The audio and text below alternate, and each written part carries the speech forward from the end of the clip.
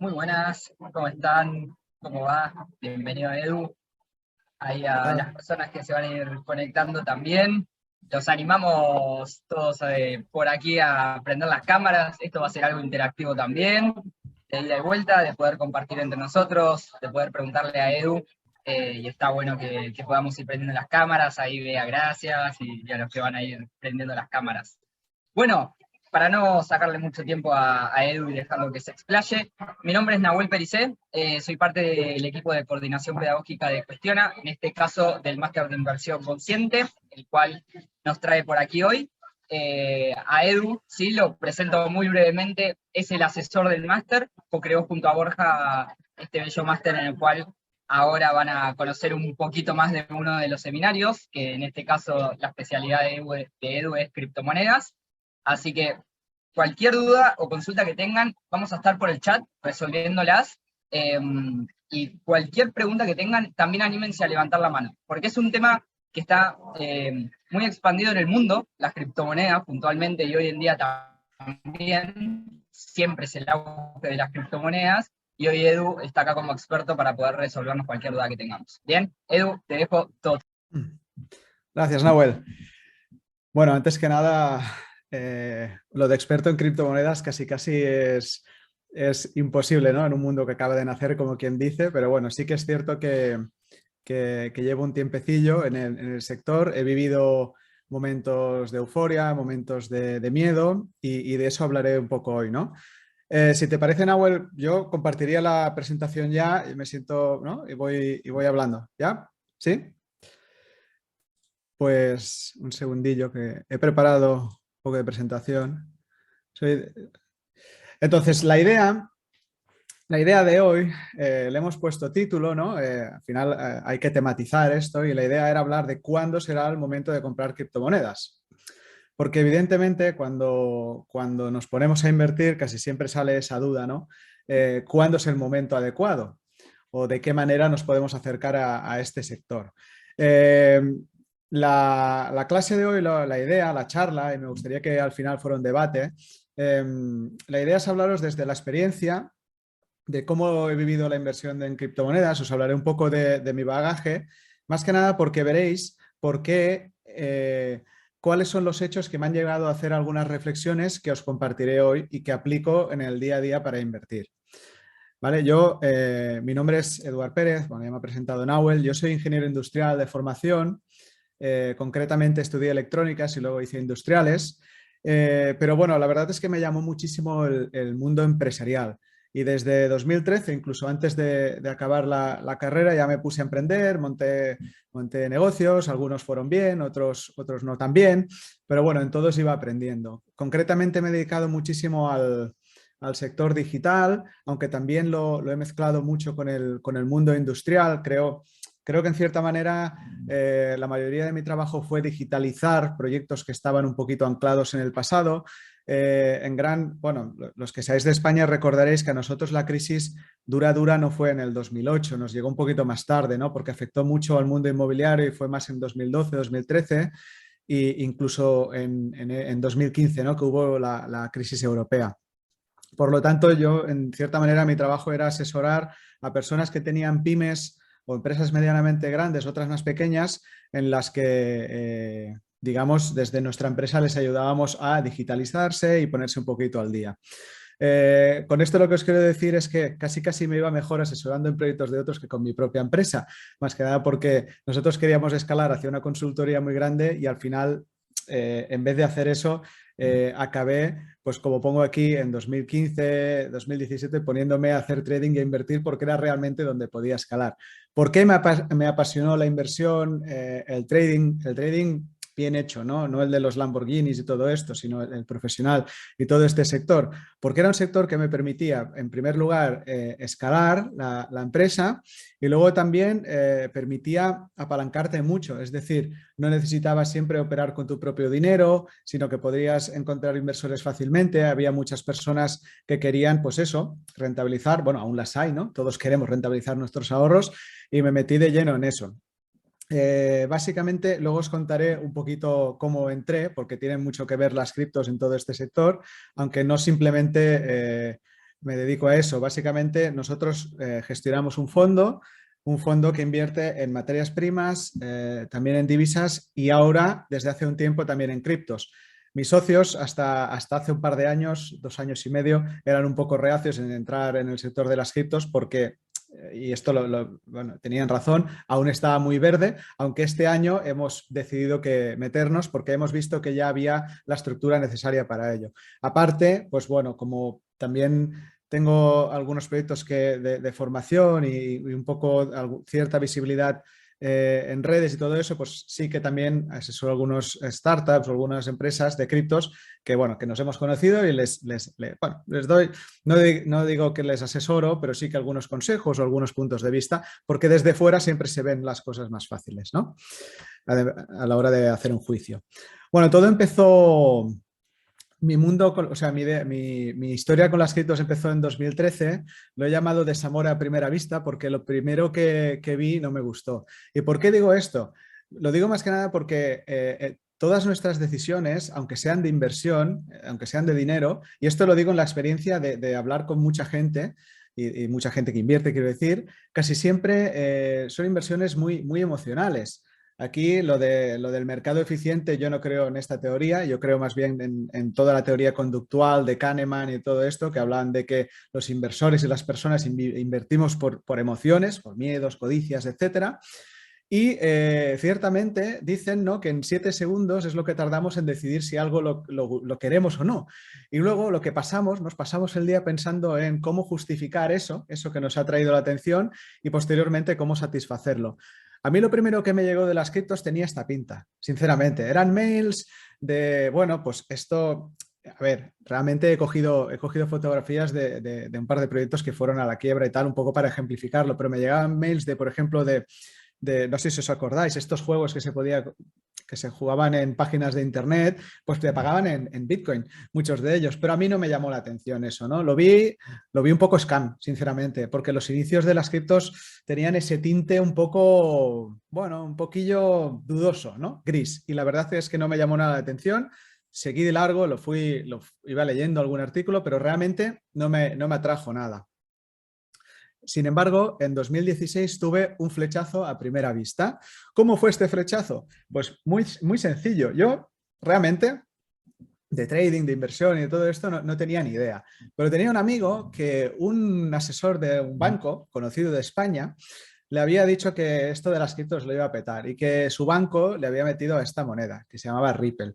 Igual os suena si habéis estado un poco atentos. La verdad es que esta moneda, pues bueno, pues era una solución de pagos transfronterizos pero a mí personalmente me daba igual. Lo que me estaba llamando la atención muchísimo era que se estaba revalorizando a un ritmo brutal, rentabilidades que yo no había visto en ningún sector jamás. Y dije, ostras, ¿qué está pasando aquí, no? Aquí, o sea, esto solo pueden pasar dos cosas: o que sea realmente un fraude o que realmente esté entrando muchísimo capital, con lo cual esto me interesa, ¿no? Pero al final me gusta ir a estos sectores donde está entrando capital porque indica que hay apetencia. Y entré en un broker que se llama eToro, que es un broker al que, bueno, no sé si lo conocéis, pero es un broker que, bueno, que no tenías ni las criptos en realidad. Yo compraba un producto derivado que representaba el precio de una cripto, por lo tanto, realmente no estaba ni invirtiendo en criptomonedas, ¿no?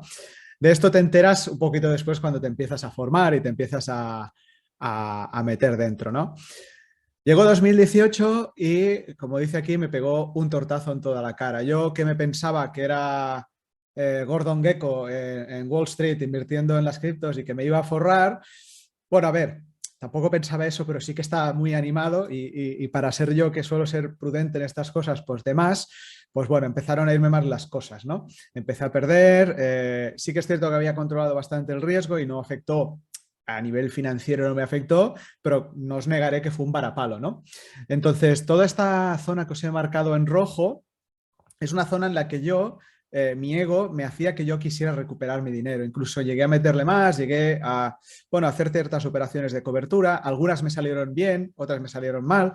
Bueno, total, el resultado no fue satisfactorio. Y en esta zona aquí que os he marcado, cuando el mercado se puso realmente aburrido, fue realmente cuando empecé a aprender. Fue cuando empecé a conocer a gente que estaba en el sector, que estaba construyendo cosas. Empecé a conocer a los que ahora son mis socios, que bueno, pues que se dedicaban, bueno, no, se dedican pero en esa época ya se dedicaban a la inversión y se dedicaban profesionalmente no solo a mover su dinero, sino el de otras personas y decidí aprender de ellos, pero al final hay que aprender de gente profesional. 2019 para mí fue un año de toma de conciencia, un año en el que entendí qué son los ciclos, entendí que los precios de las cosas se mueven por ciclos y que cada una de esas partes del ciclo nos generan, por lo general, o buscan generar, más bien dicho, unas emociones, ¿no? Aquí, por ejemplo, os pongo el gráfico del Bitcoin. Esto es un poco chapucero, pero lo he querido ejemplificar. Espero que lo veáis bien. Un poquito, pues cómo iban moviéndose estas emociones, ¿no? Yo recuerdo haber vivido perfectamente, y es que lo tengo en la cabeza, la emoción, la euforia de estar ganando lo que nunca antes había ganado con una inversión. Recuerdo después esa ansiedad, esa búsqueda de recuperar la inversión y sobre todo recuerdo esta parte de aquí, no la recuerdo con abatimiento, pero no la recuerdo con abatimiento porque empecé a aprender de verdad y a entender de gente que sabía, ¿no? Con esto no os quiero decir que sea el camino que haya que seguir, aunque yo creo que digamos un poquito el aprendizaje de aquí es que es necesario formarse, ¿no? Y aquí, más que nada, para que estas emociones que están siempre, aunque te dediques profesionalmente a esto están, pero sean lo más mitigadas posible, ¿no? Entonces, os quería hablar un poquito de cómo yo veo el proceso de inversión, especialmente después de trabajarlo con muchísimas personas. Es decir, tengo la suerte de dedicarme no solo a la parte de inversión que me encanta, sino a la formación en inversión y, claro, yo tengo muchísimas conversaciones y casi siempre lo que suele pasar es que las mayorías de las personas creen que están tomando una decisión de forma totalmente racional, cuando en realidad es una parte que tiene mucho más que ver con el ego y con un poquito más ciertos inputs que podemos recibir, como un vídeo en YouTube, como algún anuncio, como lo que nos comenta un amigo en el vestuario del gimnasio, etcétera, donde sea. Y son decisiones mucho más impulsivas, ¿no? Entonces, lo que suele pasar, y lo que al menos yo me encuentro, por lo general, es que las personas tienen muy claro en qué invertir, ¿no? Porque tienen muy claro que quieren eso, ¿no? Tienen una serie de ideas y además te lo llegan a justificar muchísimo, pero por lo general cuando indagas un poquito más y más profundamente, ¿cómo os lo diría? Esas justificaciones no son objetivas, no se pueden medir, no tienen lo que bajo mi punto de vista, tiene que tener un procedimiento de análisis, ¿no? y de toma de decisiones. Además, para más INRI, todo lo que es relacionado con el dinero, y esto lo hablan mucho aquí en Cuestiona, se habla muchísimo en el máster de inteligencia financiera, todo lo que tiene que ver con el dinero, digamos, aflorecen muchas ideas que tenemos preconcebidas, que vienen de nuestra infancia, que vienen de situaciones que hemos vivido en el pasado y que además crean una distorsión en nuestro proceso de toma de decisiones para invertir, ¿no? Y bajo mi punto de vista lo que tenemos que hacer es volvernos un poco más fríos en ese aspecto, un poco más robots. Yo siempre le digo a mi mujer, oye, yo en el trabajo tengo que ser un robot, un poquito robot, porque es necesario, ¿no? Esa parte más racional, ¿no? Entonces, aquí esto lo he querido ejemplificar en esta imagen que le llamo el diálogo inversor, ¿no? Lo que surge de dentro un poquito hacia afuera. Por lo general es eso, tenemos muy claro en qué queremos invertir. Oye, yo me quiero comprar una casa, ¿no? En la playa para tenerla como inversión. Y de ahí es difícil salir muy a menudo, ¿no? Entonces, muchas veces las preguntas que nos tenemos que preguntar es ¿desde cuándo tengo esta idea? ¿Qué ha pasado? ¿Cómo he llegado hasta aquí? ¿No? ¿Por qué quiero comprar Bitcoin? ¿Por qué me quiero comprar esa casa en la playa? ¿Es porque algún vecino la tiene y me ha hablado de ello? ¿Es porque he hecho un estudio de mercado y veo que hay una oportunidad brutal? ¿O es simplemente porque, yo qué sé, tengo mucho capital en el banco ahí parado y realmente veo la inversión inmobiliaria como una opción? Sea lo que sea, lo hemos de poder justificar. Y sobre todo preguntarnos si procede de nosotros esta idea. Que no hay nada de malo que proceda de nosotros, pero creo que es necesario que haya un diálogo interno realmente objetivo, ¿no? Después es importante que pensemos en el por qué, ¿no? ¿Por qué queremos hacer esa inversión, ¿no? ¿Realmente complementa mi cartera? En caso de tener una cartera de acciones, por ejemplo, comprar más acciones, bueno, puede tener lógica, pero también quizás nos estamos exponiendo mucho a ese mercado, ¿no? Después, ¿tiene buenas perspectivas este mercado? Por ejemplo, hoy hablaba con gente que me decían de comprar pues, las acciones del banco Credit Suisse, que está en un momento bastante crítico. No sé si lo sabéis, ¿no? Al menos son las noticias que salen. Bueno, claro, puede estar bien, ¿no? Pero parece que no pueda caer más, pero sí, puede caer más aún. Entonces, ¿por qué incluir esa acción, no? O sea, es un poco tener ese debate. Y después, por supuesto, y esto ya tiene que ver más con la parte de gestión, digamos, de cada uno de sus ahorros, es, ¿me lo puedo permitir hacer esta inversión realmente? Después, ¿cómo hacerlo? Esto es muy importante, ¿no? Al final, cuando ya tenemos decidido que lo vamos a hacer y hemos tenido ese diálogo interno, nos tenemos que plantear dónde lo vamos a hacer. Por lo general, en el mundo de la inversión necesitas la figura de un broker o algún tipo de plataforma que haga intermediario, ¿no? Al final es un sector enorme y evidentemente aquí difícilmente una persona puede ser su propio broker. En cambio, en las criptos sí que lo permite. De esto podemos hablarlo al final. Después, aceptan euros, ¿no? Podemos entrar en euros o lo tenemos que hacer en dólares, con lo cual tendríamos riesgo de divisa. ¿Y cómo hacerlo? Entro de golpe, hago compras periódicas, yo qué sé, compro cuando, no sé, en Twitter parezca que se vaya a ir todo al garete. Bueno, son cosas que nos podemos plantear, ¿no? Y finalmente, el cuándo, ¿no? El cuándo es una cosa muy importante. Había un inversor, que ahora justo no recuerdo su nombre, creo que era Sir John Templeton, que decía que el market timing es lo más importante. Da igual lo que compres mientras aciertes cuándo hacerlo. Y es un poco cierto. Hay momentos, por ejemplo, con las criptos, yo he vivido 2,5 de ellos. El y medio es porque llegué un poquito más a mitad, pero los 2 últimos que he vivido, daba igual lo que compraras. Es que daba igual porque todo subía. Y también ahora da igual lo que compres porque todo cae en estos días, ¿no? Al menos está todo muy flojillo. Por lo tanto, el timing es importante. Entonces, en la clase de hoy, como al final tenemos una horita y tampoco tampoco podemos explayarnos mucho más, os propongo que hablemos en primer lugar del qué, ¿no? Con relación a las criptomonedas, es decir, qué son las criptos, ¿no? Y después un poquito cuándo es el buen momento de entrar, ¿no? Un poco ver ese timing, ¿vale? El por qué y el cómo, pues lo podemos dejar para otro día o, bueno, en el máster lo podemos tratar, pero para la clase de hoy creo que es importante saber el qué y luego también el cuándo. Creo que vamos a hacer unas reflexiones muy interesantes. Hablemos de Bitcoin. ¿Qué es Bitcoin? Bueno, esta parte va a ser muy breve, ¿eh? No os voy a meter, pues es una charla larga de las criptos, pero creo que está bien que nos ubiquemos un poco. Al final, Bitcoin es un software. Si nos lo paramos a pensar, no hay nada más que un software detrás. No, nada más o así de simple. Quiero decir que a veces en la simpleza radica la fuerza de una inversión.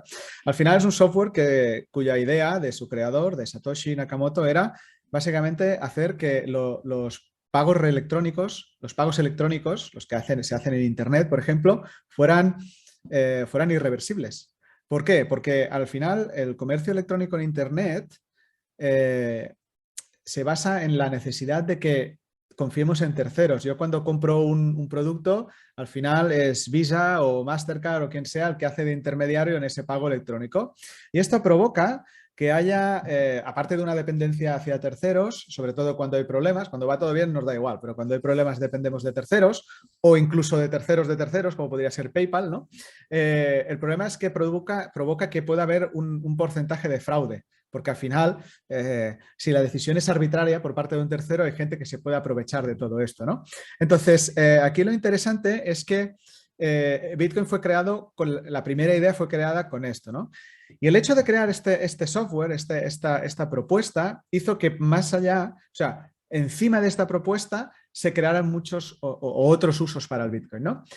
Para solucionar esta necesidad de la irreversibilidad de los pagos electrónicos, Bitcoin recurrió a la criptografía para proteger y validar las transacciones. Es decir, si yo le envío un Bitcoin a Nahuel, al final, aparte de que creo que me tendría que dar las gracias porque un Bitcoin es un Bitcoin, no, aparte de eso, es irreversible a no ser que el 51% de los nodos que vigilan Bitcoin, para que nos entendamos, diga que eso es reversible, es decir, que me lo devuelvan, ¿no? Después, el algoritmo de consenso, ¿no? Está basado en la prueba de trabajo y esto hace que sea valioso ese software. Es decir, la prueba de trabajo se basa en que un minero que se quiera ganar la vida minando bloques de Bitcoin necesita hacer una inversión cada vez más grande, conforme la red se va haciendo más grande, en potencia computacional, en redes, en tarjetas gráficas, etcétera. Y esto es carísimo, aparte de tener unas instalaciones refrigeradas, etcétera. Esto hace que la red sea más valiosa porque, claro, aquí entramos en lo que se conoce como la teoría de juegos de John Nash, por ejemplo, en el que, claro, yo por qué me voy por qué voy a destrozar una red o a irle en contra cuando he invertido tanto para poderlo hacer. Es decir, si yo quisiera mandar en Bitcoin, o sea, mandar en la red de Bitcoin, tendría que hacer una inversión tan grande de dinero que una vez lo hubiera hecho casi que no tendría sentido ir en contra de ella, ¿no? La teoría de juegos es muy interesante para este tipo de problemáticas y si queréis entender bien las criptos creo que es muy importante pues eso, tenerla en cuenta. Después, Bitcoin también recurrió a un sistema público y seudónimo porque no es privado, tú tienes al final, o sea, la gente puede saber lo que tienes, entonces por lo tanto es seudónimo, no saben quién eres, pero alguien puede saber los bitcoins que tienes. Digamos que recurrió a esa parte pública para poder hacer un escrutinio global, o sea, para que cualquier persona pudiera ver el historial y pudiera ver qué está pasando con Bitcoin. Esto lo convirtió en un fenómeno muy diferente a otros productos, ¿no? Donde hay una entidad centralizada, hay protección, o sea, hay proteccionismo, hay cierto oscurantismo, por ejemplo, ¿no? En la banca, por decir algo. Y después recurrió también, y esto es muy interesante, a un mecanismo de emisión de moneda basado en que incentiva a los actores involucrados, especialmente a los mineros, y además tiene un enfoque deflacionario, lo cual hace que al principio se emitieran muchísimos bitcoins en un corto periodo de tiempo, pero ahora se emiten cada vez menos. Por lo tanto, lo que hace es que fuerza en cierta manera a que su valor suba de precio, ¿no?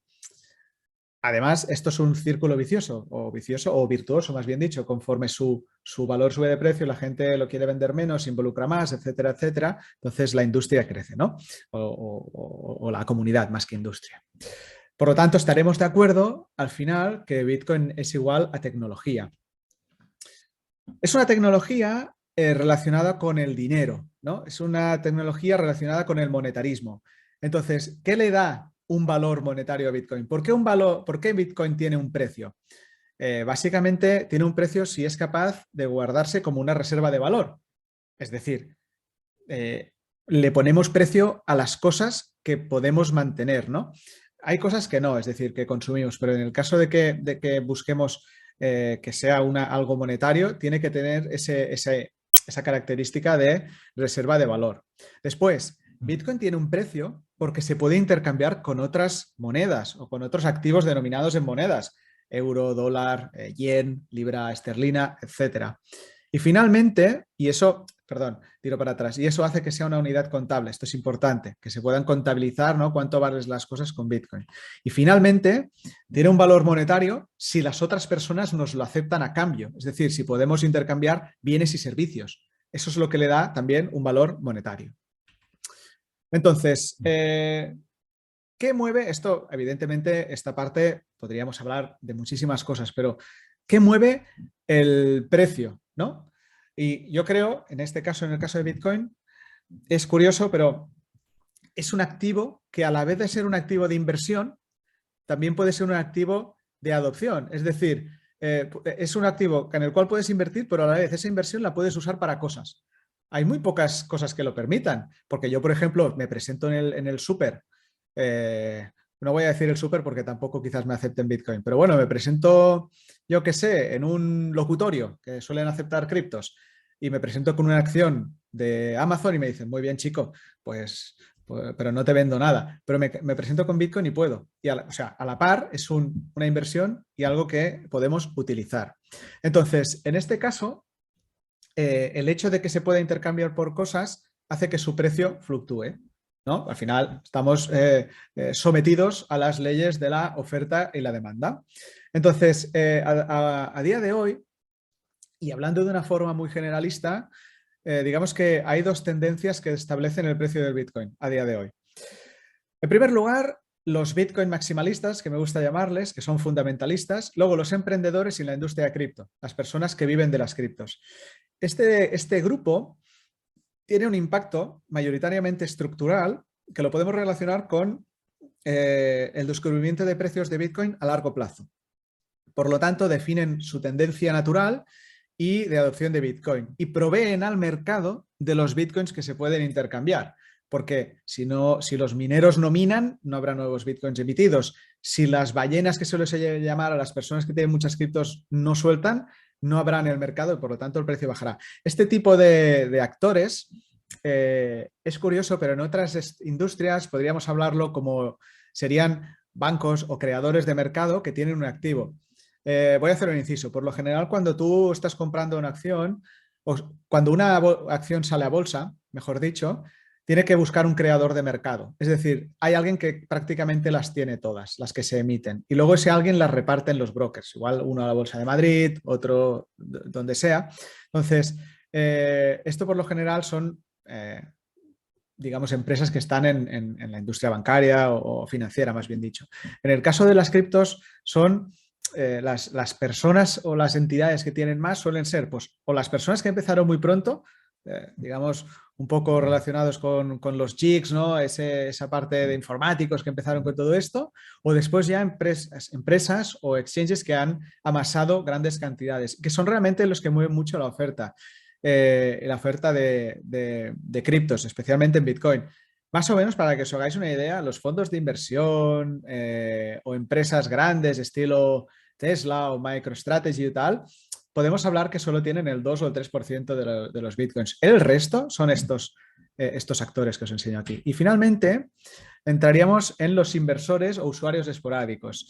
Estas personas, entre las que podría ser yo uno mismo, generalmente, aunque bueno, invierto muy a largo plazo, pero realmente también hago operaciones, por eso me he puesto de ejemplo, tenemos un impacto más claro en el descubrimiento de precios. Es decir, tenemos más capacidad de definir el precio del mercado del Bitcoin en el día a día y nos movemos en ciclos más cortos, ¿no? Por lo general, el inversor, claro, un inversor que, por ejemplo, ya esté teniendo un por 5 o un por 6 en su inversión, que no es nada descabellado en el mundo cripto, pues ya se empieza a plantear vender.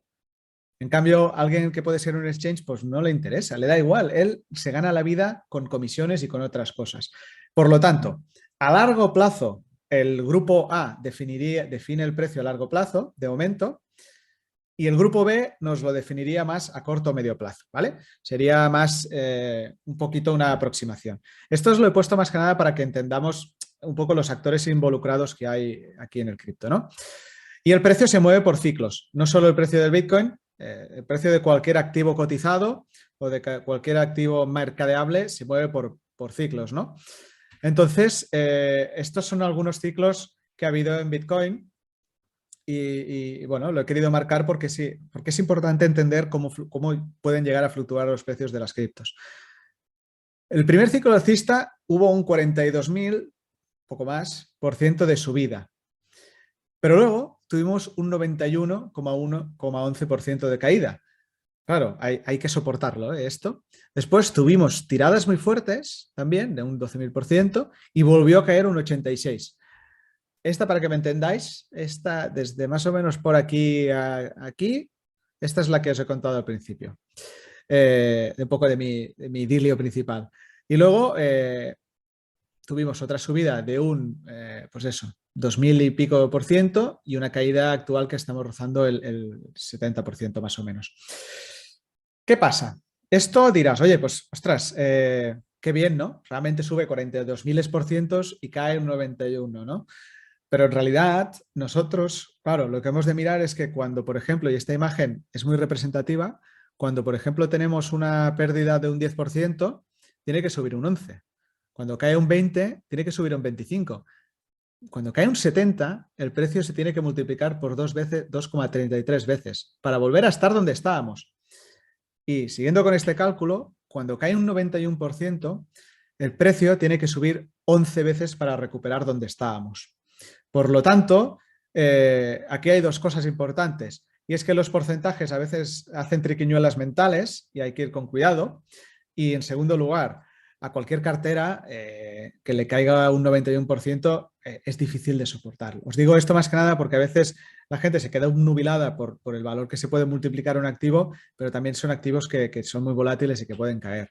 Entonces, yo soy totalmente contrario a esta creencia del hodl, ¿no? A esta especie de meme que surgió en el foro de Reddit y que dice que, bueno, pase lo que pase, tenemos que mantener las criptos. Yo, bajo mi punto de vista, Sí que es cierto que alguien que lo vea muy a largo plazo lo puede tener y, oye, pues si tienes poco dinero, pero si realmente estás invirtiendo y quieres obtener una rentabilidad de ello, creo que el hodl está muy bien, pero que también hay que tener una gestión un poquito más activa de tanto en cuando. Es decir, yo alguien que me diga, oye, yo tuve la oportunidad de hacer un por 10 y no vendí nada y ahora estoy perdiendo, no le puedo decir, ole, qué bien lo has hecho. O sea, sinceramente, como inversor y más, ya no digo desde un punto de vista profesional, lo digo ya desde un punto de vista como amigo, le diría, oye, tío, pues, o sea, pues la próxima vez vende un poco, ¿no? O sea, haz caja para luego poder hacerlo crecer, ¿no? Más que nada porque al final, si no, es como si no hubiera pasado nada. Por lo tanto, y aunque me maten los Bitcoin maximalistas, y esto he tenido debates con mucha gente,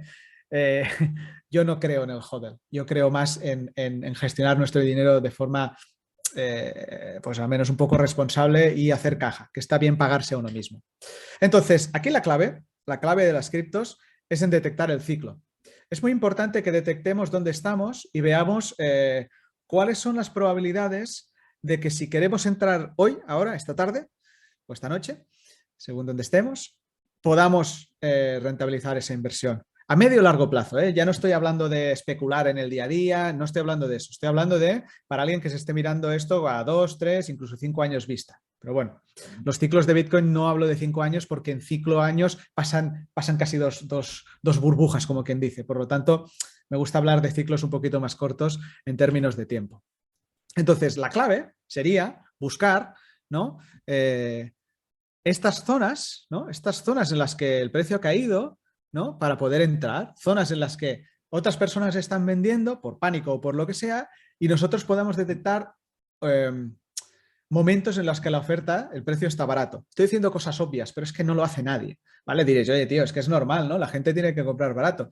Es que no lo hace nadie, os lo digo de verdad, muy pocas personas, ¿no? Casi todo el mundo le gusta entrar cuando ya se ha confirmado que el precio están subiendo y lo que pasa es que te puede salir bien, pero estás pagando un sobreprecio, ¿no? Entonces, lo que sí que seguro que no recomiendo jamás son dos cosas. La primera es recurrir a los gurúes de Internet. Esto es un meme que he puesto así para que nos riamos, pero sobre todo no caer ni en el youtuber de turno, sobre todo aquellos que tienen las ideas muy fijas y las defienden a capa y espada, creo que eso es peligroso. Tampoco caer en el cuñado, lo que nos diga el cuñado que de todo sabe. Estuve buscando un meme de cuñado, pero no encontraba ninguno que me gustara. Y también es importante que no caigamos en el error de pensar que las criptos son algo que está fuera de... Es decir, que es una economía paralela que va a su aire porque no es así. Al menos desde hace ya 2-3 años no es así y ahora lo veremos. Entonces, lo que tenemos que hacer, si queremos invertir en criptos, es detectar, ¿no?, cuando las probabilidades están a nuestro favor. Y no estoy hablando de comprar abajo lo más barato posible, porque eso llevaría tanto tiempo que casi no vale la pena, sino que tenemos que entender qué es una cripto, qué es el Bitcoin y qué queremos, bueno, pues, por qué pensamos que su precio puede subir. ¿Qué tenemos del Bitcoin? Tenemos que es un activo relacionado con la tecnología, ¿no? Que ahora mismo, pese a que han pasado 11-12 años, está en las primeras fases de adopción, ¿no? Es decir, que tiene un potencial alcista aún. Se calcula que de criptos, si no recuerdo mal, la última vez que leí algo al respecto, solo tenían, no llegaba a un 10% de la población mundial, diría que era menos, por lo tanto, hay un potencial. Potencial a menudo también implica riesgos, porque puede ser que evidentemente pues no funcione, sino que se lo digan al minidisc. Y después tenemos que es un activo poco profesionalizado. Y esto es muy importante, porque los activos poco profesionalizados, es decir, que aún no han entrado los grandes inversores o grandes institucionales, nos da más oportunidades a los inversores minoristas como nosotros de poder ganar, porque competimos contra nuestros homólogos, o al menos con más porcentaje de homólogos, ¿no? Después, de cosas malas que tenemos, es un activo muy volátil, ¿no? Tienes riesgo. Tampoco está muy regulado. O sea, sí que se ha regulado a nivel fiscal porque ya sabemos que el gobierno tiene que hacer caja, pero no se ha regulado. O sea, nosotros como usuarios / consumidores, o como le queramos llamar, aún la regulación no está clara. En Europa probablemente tendría que llegar este año. Lo que pasa es que como en Europa tienen problemas bastante más complicados, pues se les está alargando y bueno, ya me imagino que sabéis por dónde voy. Y después, una cosa mala es que tiene poco historial. A la hora de que nosotros queramos hacer algún análisis de datos, un poquito ver qué pasó, pues claro, es que salió en 2009. Entonces, tenemos pocos años de vida como para poder analizar, ¿no? Y una cosa que os he puesto aquí, que esto es importante, no luches a la Fed, ¿no? Ahora mismo, pues un poco por poneros en situación, aunque me imagino que ya estáis al día, pues ahora los bancos, especialmente los bancos centrales, están retirando dinero del sector, o sea, perdón, del mercado, y esto hace que los activos de riesgo por lo general les vaya mal. Por lo tanto, mientras tengamos a la Fed, al Banco Central Europeo, al Banco de Inglaterra, todos estos que estén diciendo vamos a subir tipos y vamos a retirar dinero del mercado, a las criptos por lo general les va mal. Puede ser que suban un poco, pero no es algo que les ayude, ¿vale?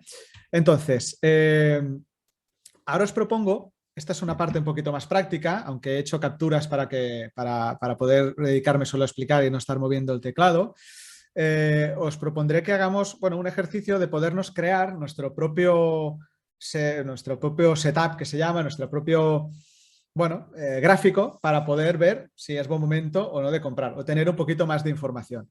En este caso, lo que utilizaremos es un índice de referencia con un histórico largo, ¿vale? ¿Por qué? Porque tú cuando quieres comprar una inversión, te va muy bien tener un índice de referencia. Generalmente se utiliza este benchmark, que se suele llamar, para decir, oye, esta inversión que quiero hacer, en primer lugar, si se parece a ese índice, espero que en el futuro se comporte parecido, y en segundo lugar, espero que me genere más rentabilidad potencial que ese índice, porque si no lo que haces es invertir en el índice, ¿no? que al final pues lleva más tiempo en el mercado. Después, necesitaremos, o al menos puede funcionar muy bien, un indicador que nos diga cuándo el precio está caro o barato, es decir, cuándo estamos pagando por encima o por debajo de una media, por ejemplo. Y después, un indicador de sentimiento de mercado.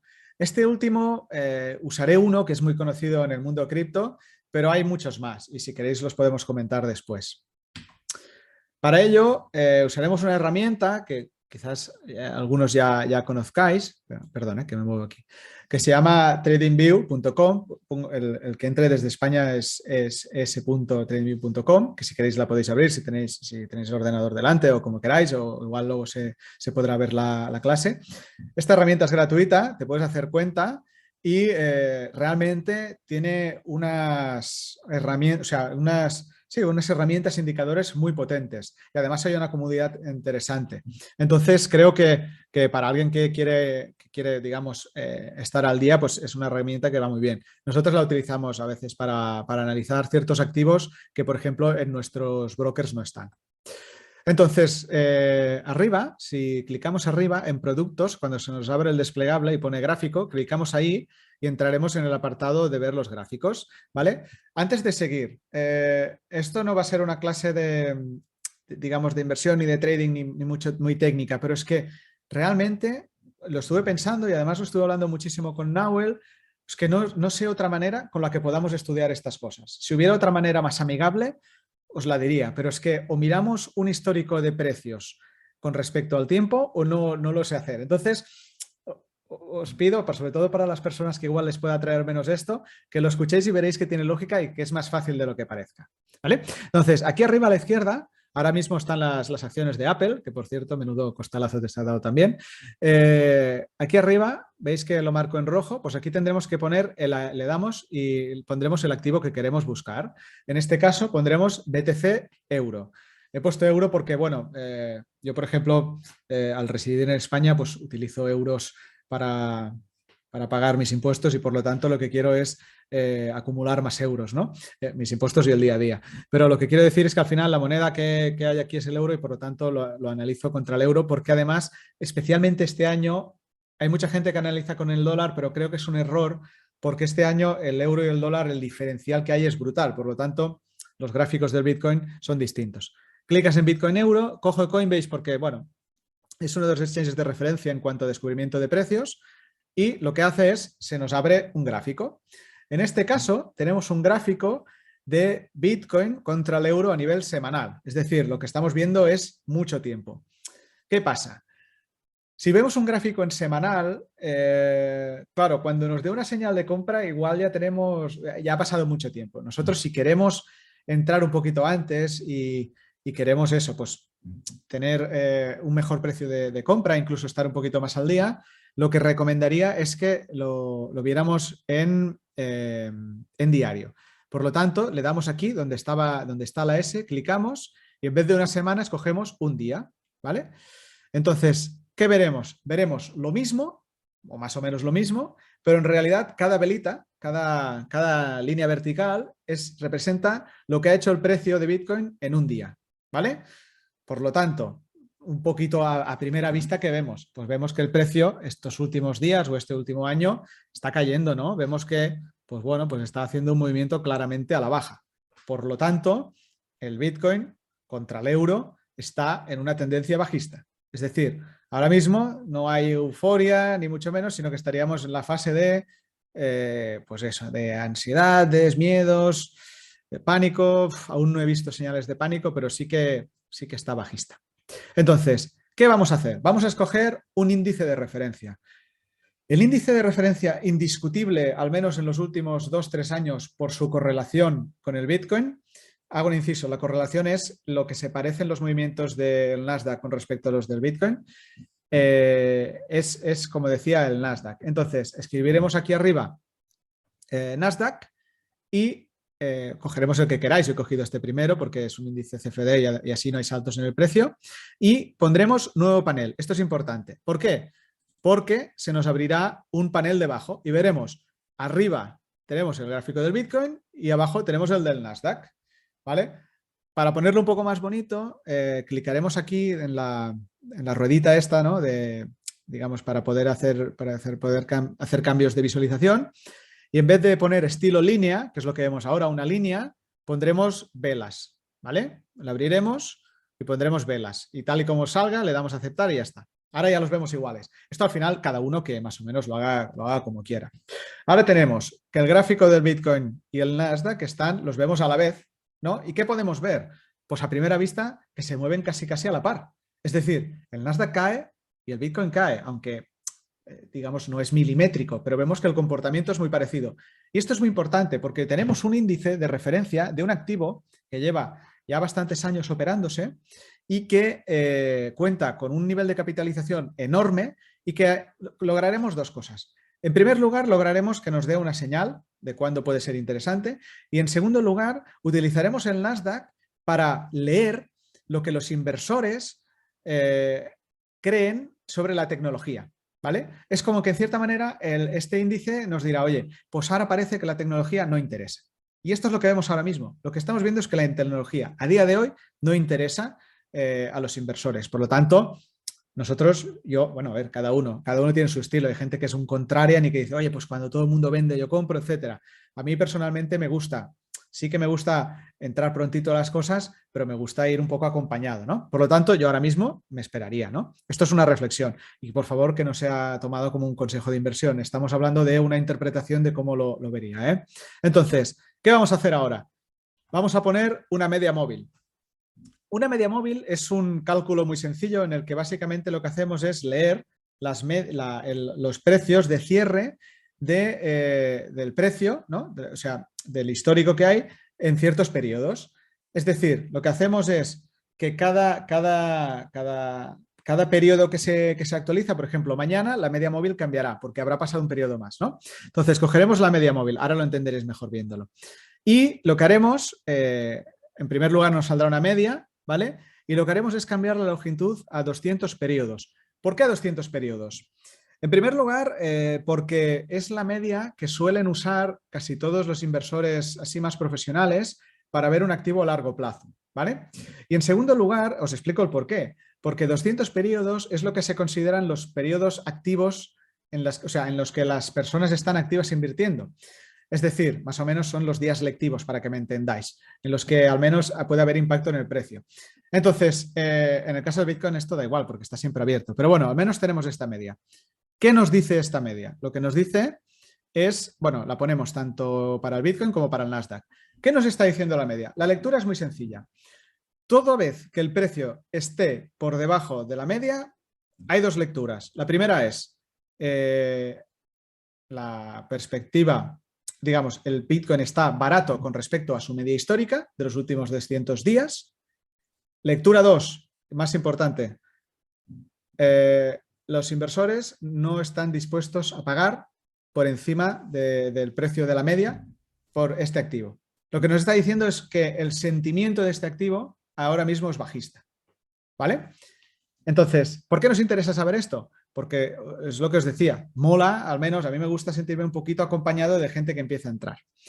Y finalmente acompañaremos esto, y ya acabo, que tampoco queremos que esto sea la Enterprise, de un indicador que a mí me gusta mucho y además lo usamos mucho muchas veces en algunos vídeos y bueno, más que nada porque es divertido, que se llama índice de miedo y codicia. Es un índice que básicamente estudia varias cosas, pero entre ellas estudia el historial de búsquedas de Google, el sentimiento, por ejemplo, sobre las criptos en Twitter, cuántos criptos están entrando o saliendo de exchanges. Bueno, tiene varias digamos, fuentes de información y básicamente lo que nos dice es si estamos en un momento de mucha codicia, que sería aquí arriba, en verde, de codicia normal, de codicia neutral, un poquito neutral el precio, si hay miedo o si hay miedo extremo.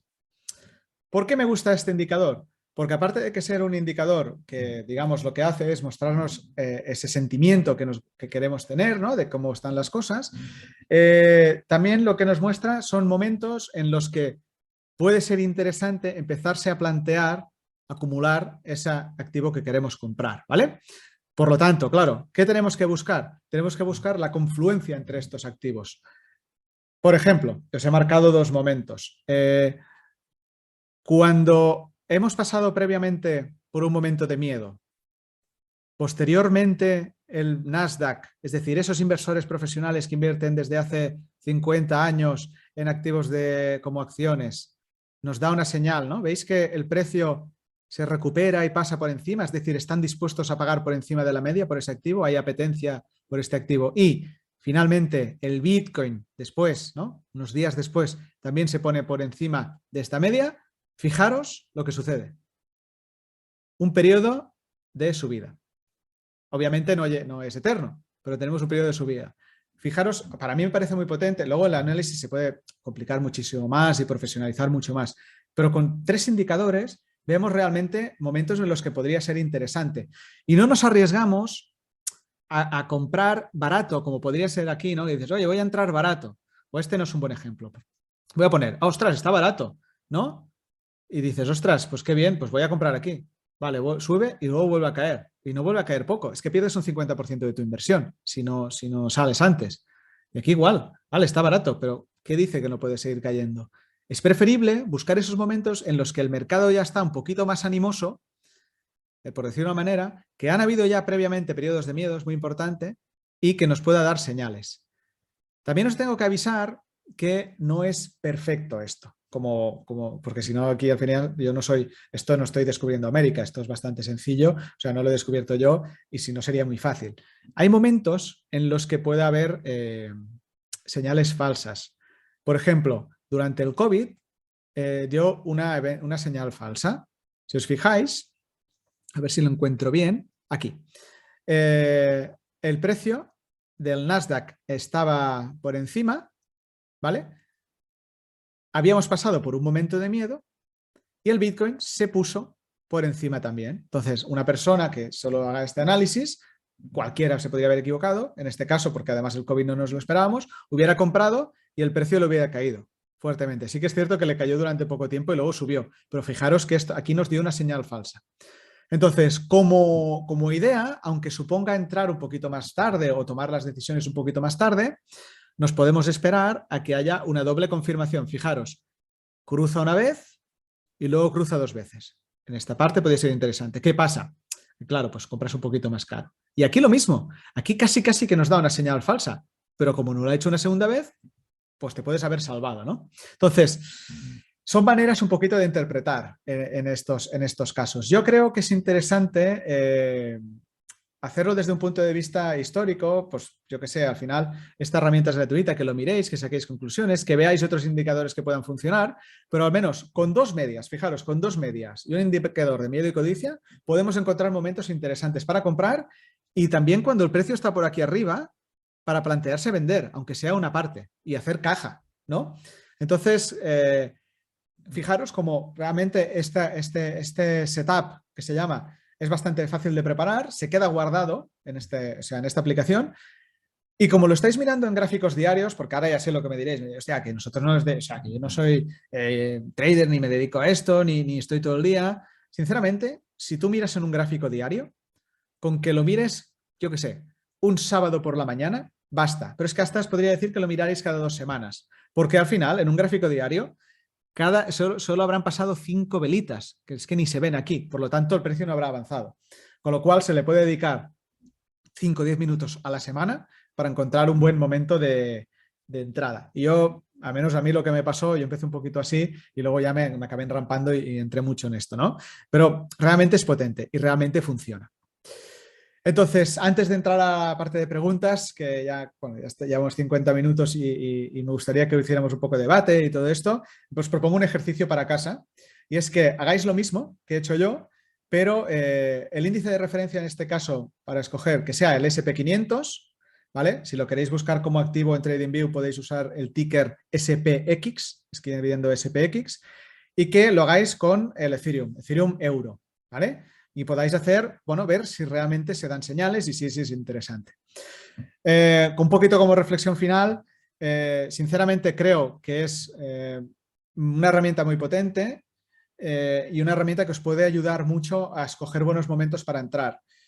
Porque yo ya sé que mucha gente dice, no, voy comprando, ya subirá, pero es que a veces se hace, y os lo digo por experiencia propia, a veces se hace muy largo cuando los precios caen y no suben en meses y ves que tu cartera está en negativa y todo esto. Por lo tanto, perder 10 minutos a la semana si realmente queremos entrar en estas inversiones y que, por cierto, sirve para cualquier otro fondo de inversión, etcétera, sirve esto, que, por ejemplo, inviertan acciones, os puede ayudar a escoger mejores momentos y que no paséis por esos malos tragos de ver que habéis perdido o que estáis en pérdidas. Y bueno, ya está, por mi parte, aparte de presentación. Qué bueno, Edu, qué bueno, genial. Les voy a compartir algo personal que a mí me pasaba que veía estos gráficos, antes inclusive de la clase de Edu, veía estos gráficos relacionados al trading, o lo que yo conocía como trading, y no los entendía, inclusive. Y ahora entender, y es una de las preguntas que nos hicieron, inclusive, ¿no? De por qué utilizar las normas de trading en criptos, me parece que es una mirada completamente distinta, por lo menos a la que yo estaba acostumbrado, referidas a las criptos. Me parece que es algo para complementarlo también, ¿no? Para ver qué es lo que sentimos que mejor podemos llevarlo o aprender a la hora de invertir, lo que más nos resuena.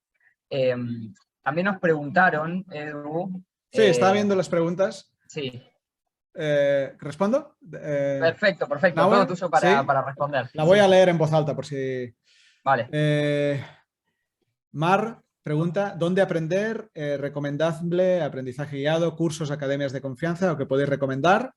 ¿Aprender por tu cuenta es posible o requiere de mucho tiempo, demasiada información sin saber cuál es sólida y llevarte muchos palos? Yo te voy a hablar de mi experiencia personal. Yo intenté aprender por mi cuenta, le dediqué muchas horas, además era una época en la que pues ya no estaba en la empresa y me tomé como un periodo de aprendizaje y yo quería hacerlo por mi cuenta porque, bueno, al principio dices, oye, ¿para qué voy a gastar si la información quizás está en internet y todo esto? Yo en mi caso opté por entrar en una academia. No diré ahora cuál, pero bueno, entré a una academia y aprendí de gente que se dedicaba a ello. Y, por ejemplo, en Cuestiona también se va a hacer el máster de inversión consciente, también hablaremos de esto, pero yo para mí cuando compras un curso, sobre todo en el tema de inversiones, que la información que hay por ahí, yo diría que es un poco escueta, lo que compras no solo es la información, porque lo que os he explicado ahora no es nada del otro mundo, pero es lo que al menos sé que funciona y lo he comprobado. Esto luego entraré en una pregunta que pregunta Lou. Entonces, al final, cuando compras un curso de alguien, no solo compras sus conocimientos, sino que compras su tiempo previo que ha estado invirtiendo para poder llegar a esos conocimientos y especialmente su experiencia. Y en el mundo de la inversión creo que es muy importante. Por lo tanto, sin entrar en cursos muy caros, porque no hace falta que sean muy caros, o si son caros que te demuestren realmente que realmente vas a sacar un conocimiento que va a ser brutal, hay muchas academias y yo creo que es un conocimiento que vale. Después, Lu pregunta ¿por qué Bitcoin y no otra cripto? Bueno, hace varias preguntas. Entonces, leo una por una, ¿vale? He utilizado Bitcoin por dos motivos. La primera porque, bueno, es la cripto más conocida y bueno, pues al final he puesto esta como ejemplo, pero vale para todo lo demás. Entonces, se podría usar con cualquiera. La segunda pregunta que dices es ¿por qué utilizar normas tradicionales de trading en algo como las criptos? Y esto es algo que yo también me planteaba. De hecho, cuando empecé a estudiar en la academia, antes de entrar y obviamente pagar mi cuota, mi matrícula, lo que pregunté es realmente si valían para las criptos. Y lo que me respondieron es que lo comprobara por mí mismo. Y es así. Las normas de trading tradicionales valen para las criptos por dos motivos. Y es que los mismos traders, o sea, para empezar, porque no se han inventado cosas nuevas. Sí que es cierto que hay algunos indicadores on-chain que se llaman, que son un poco distintos, que quizás no puedes tener esa información en un SP500 o en lo que sea. Y me refiero a indicadores como, pues yo qué sé, la cantidad de transacciones que se han hecho, lo que se paga a los mineros como recompensa, etcétera, etcétera. Y eso podría valer, pero bajo mi experiencia, y te puedo asegurar que he hecho muchísima investigación sobre ello, las criptos se comportan exactamente igual que todos los activos de inversión tradicionales. Y no solo te lo puedo decir, te lo podría demostrar. Te podría demostrar que con un Fibonacci, ¿no?, que es una forma muy, muy común y muy antigua de analizar, lo cumple igual. Con una media de 200 lo cumple igual. Te podría demostrar que los indicadores estocásticos, RSIs, etcétera, los cumple igual y que el análisis más puro, más de price action, que es el que hago yo, los cumple igual. Por lo tanto, es simplemente usar un conocimiento tradicional para un activo que es nuevo, pero que se comporta igual. Pregunta Víctor, ¿qué pienso de Ripple o Stellar si será el futuro al estar apoyadas en metales preciosos como oro y plata? Bueno, a ver, yo pienso que son potentes estas dos compañías, especialmente Ripple desde un punto de vista financiero, y que podrían estar bien. Sí que es cierto que no serán las criptos que yo compraría a largo plazo, porque ya lo decían ellos incluso en su web, que no son activos para holdear, sino que son más activos pensados para hacer pagos transfronterizos, para enviarse dineros, por ejemplo, yo que sé, mucha gente que, yo que sé, reside en Estados Unidos y envía dinero a su familia, ¿no? Están más pensadas para esto y también para el sistema interbancario. Por lo tanto, yo me gustan más activos como Bitcoin, como Ethereum, como otras blockchains bueno, que tienen potencial, pero no solo como reservas de valor, sino porque, ¿cómo te lo diría? Su código está hecho para que cada vez haya menos. Creo que eso es muy potente, aparte de que la comunidad lo apoya. Qué bueno, Edu, qué Sí. bueno. Gracias por las respuestas ahí. Bueno, vamos a ir haciendo el cierre, sí, que vamos a comentar muy brevemente. Gracias primero que nada, Edu, por tu tiempo y por lo que compartiste y a todos y todas los que estuvieron ahí y que lo van a ver grabado también cuando lo compartamos mañana, la grabación. Obviamente les queremos compartir que parte de lo que hoy nos dio Edu aquí es justamente por el máster de inversión consciente que comienza el próximo 25 de octubre, que les vamos a compartir por acá el enlace para que puedan tener un poco más de información. Yo creo que, y esto Edu lo mencionó también durante la charla, algo muy rico que tiene el máster en particular es que hay muchísima cantidad de tipos de inversión para que cada uno elija la que más resuena con él o con ella. Y eso me parece muy valioso. No es que desde el máster es anda por acá, que este es el camino correcto, sino mirá la cartera que podés crear y elegí vos en base a lo que sientas, a lo que puedas y a lo que decidas. Y sobre todo, y esto lo pongo en primer lugar, digamos, tenemos referentes y tenemos profesores que son realmente expertos desde su experiencia, que esto lo mencionaba Edu, en cada uno de los temas que vamos a ver. Sea oro, sea bolsa de valores, sea criptos, como es este caso, sea DeFi, sea inversión inmobiliaria.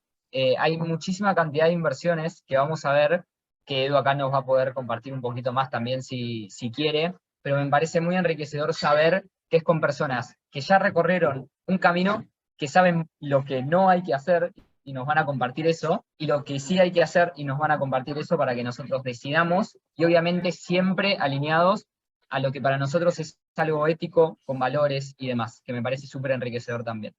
Así que, Edu, no sé si querés compartir algo del Sí, máster y ya vamos haciendo el cierre. dos cosas. Dos cosas. Una es que en el máster está hecho, o sea, como lo planteamos en su momento, es un poquito lo que a mí personalmente, mi aportación fue lo que a mí me hubiera gustado aprender hace 10 años, ¿no? De todos los sectores que ahora me interesan y en los que estamos, pues lo que me hubiera gustado aprender en ese momento, ¿no? Entonces, por eso hay un montón de sectores. No solo están las criptos, están la inversión inmobiliaria, que sé que a la gente le encanta y más, cada vez más. Tenemos la bolsa, tenemos crowdfunding, inversión de impacto, ¿no? En startups que además generan un cambio en el mundo, además con referentes. Tenemos también cómo pensar en cartera, que es muy importante, porque claro, muchas veces no sabemos, oye, pues cuánto pongo aquí y tal, pues métodos para hacerlo. También hablaremos de inteligencia financiera, de las triquiñuelas que nos hace la mente. En fin, hay muchísimas cosas. Bueno, es decir, están todos los activos. O sea, no hay... Si alguien tuviera la capacidad de hacerse una cartera con todo lo que hay en el máster, le puedo asegurar que a largo plazo ganaría dinero. Es que no hay otra manera, porque no hay más activos. Es decir, el capital puede ir a un lado a otro, pero no se puede volatilizar, ¿no?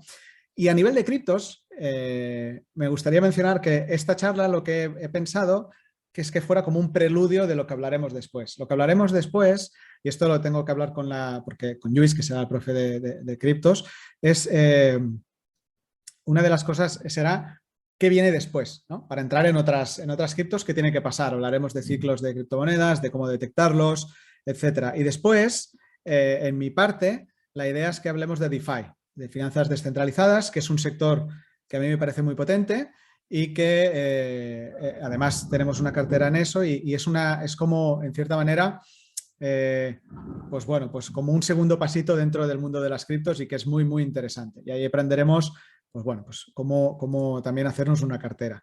Y después también hablaremos de NFTs, metaverso, bueno, es que es muy completo, ¿no? No quiero tampoco estarme 2 horas, pero digamos que le daremos muchísimas más en profundidad.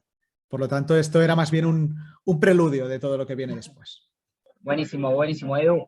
Mil gracias, de verdad, por haber participado. A todos los que nos estuvieron comentando por el chat. Gracias, Edu, también. Y ya vamos, dale, perfecto. Y sí. Ya le hacemos el cierre. Sí, dos cosas. Sí. Eso. Sí, responde tú. El máster es teniendo una base de conocimiento financiero, pero igualmente vamos a tocar algunos temas de base. Con lo cual, quien quiera participar va a ser bienvenido y cualquier pregunta que tengan la pueden hacer a hola@cuestiona.com. Dale, y ahí vamos a estar encantados también con Edu y con parte de Cuestiona para poder resolverlas todas. Dale, lo pueden también seguir a Edu en sus redes, en Instagram, y a Cuestiona también, y cualquier duda la podemos resolver por ahí. Y mañana vamos a enviar la grabación para que la puedan ver de nuevo, muchísimos más tranquilos. Dale. Gracias, Edu. Sí, gracias por todo. Muchísimas gracias a vosotros por aguantar hasta aquí, que son ya es tardecito. Y un placer. Y eso, cualquier cosa, duda o cualquier comentario, pues encantadísimo de comentarlo con vosotros y vosotras. Gracias, Edu, y gracias a todos y a todas los que estuvieron ahí. Un abrazo Un fuerte abrazo. y nos Gracias. estaremos viendo. Chau, chau. Chao.